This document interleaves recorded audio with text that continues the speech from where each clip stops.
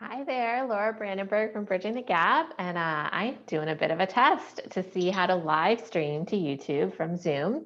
And since it is Valentine's Day, I thought I would talk about some things I love about business analysis, and I can see myself showing up over here. So I'm hoping that it is working out for you. All right, so let's just go ahead and talk about that. Actually, one thing I wanted to test also was how I could see the comments. So let me do that real quick.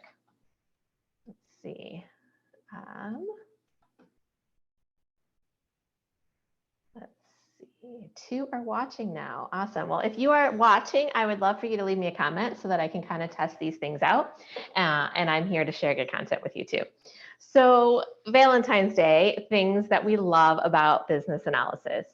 One of the things that there's a lot of things that maybe you've thought about before, but one of the things I'm not sure that a lot of people think about too much is that we get to make the world a better place. And I really, really believe that a world with business analysts and a world where business analysts are doing the work that they do within our organizations and organizations are serving their customers at a better and higher level, really is a better place. So we are part of organizations, whether it's not-for-profit organizations or for-profit organizations, creating value in the world and helping them create more value for their customers. So we get to make the world a better place. We're part of a profession that is a rising tide. There is more change, more evolution, more things happening in the world today than ever, more possibilities enabled by technology, and all of that change, all of the software, all of those capabilities, they need business analysts to make sure they're implemented effectively. The role has a huge salary potential. Every time I review the latest IIBA salary report, things adjust somewhat, but it's always in the $90,000 range, right? So like there's a really good salary potential for business analysts, and more senior business analysts with their certifications are often at $100,000 or more.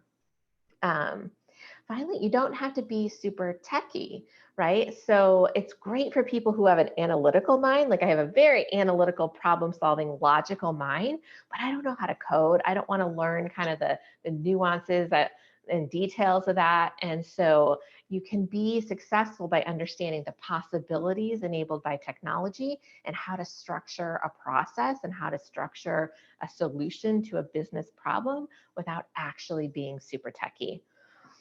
You get to learn more about the business and really engage in the business at a strategic way to figure out what their problem is, how they're solving their problem, how they might want to solve their problem, and really build relationships with the stakeholders and engage.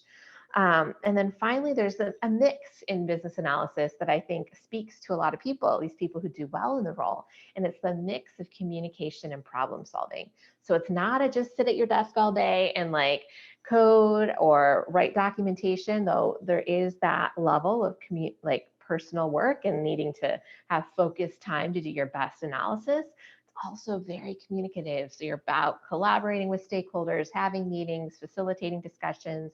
Sometimes you get pulled into a meeting and asked to just like be the BA on that meeting, right? So it's very a mix of time to work independently and time to collaborate with other people, which if you're kind of like part introvert, part extrovert, that can be really good for you. Or if you're an introvert that just like still likes to talk to people, right? Like I am technically an introvert.